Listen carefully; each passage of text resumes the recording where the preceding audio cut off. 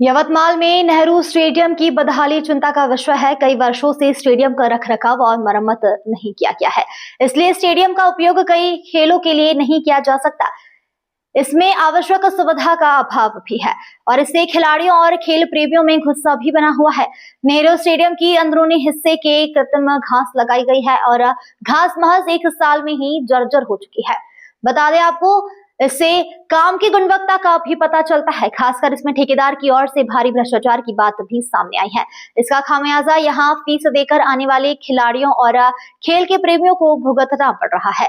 खास करके जब पहले इस जगह पर राज्य स्तरीय जिला स्तरीय फुटबॉल प्रतियोगिता का आयोजन किया गया था, वो एक खिलाड़ी को गंभीर चोट भी वहां लग गई थी।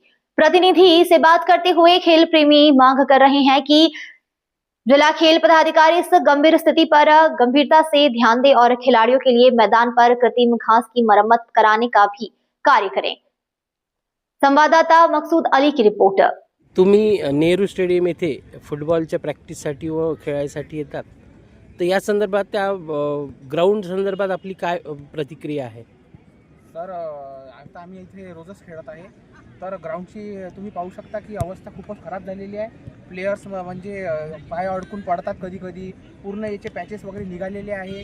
जे याच्यातलं रबर आहे ते पूर्ण हे झालेलं आहे लूज, आणि ते गवत पण आता पहिल्यासारखं नाही राहिलेलं आहे। तर त्याच्यामुळे मुलांना खूप त्रास होत आहे, पायाला दुखापत होत आहे। तर रबरचा लोड त्याच्यावर कमी झाल्यामुळे तर लवकरात लवकर याचं मेंटेनन्स झालं पाहिजे, नाहीतर मुलांचा पाया वगैरे पूर्ण लूज पडतील आणि त्यांच्या बरोबर प्रॉपर गेम प्ले पण नाही होणार।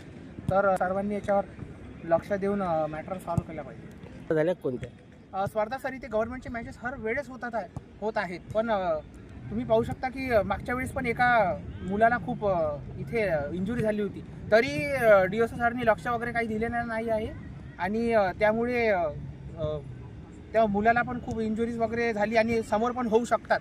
तर हे खूप म्हणजे डिस्गस्टिंग आहे का प्रॉपर हे नाही आहे, ट्रीटमेंट नाही आहे, काहीच नाही आहे।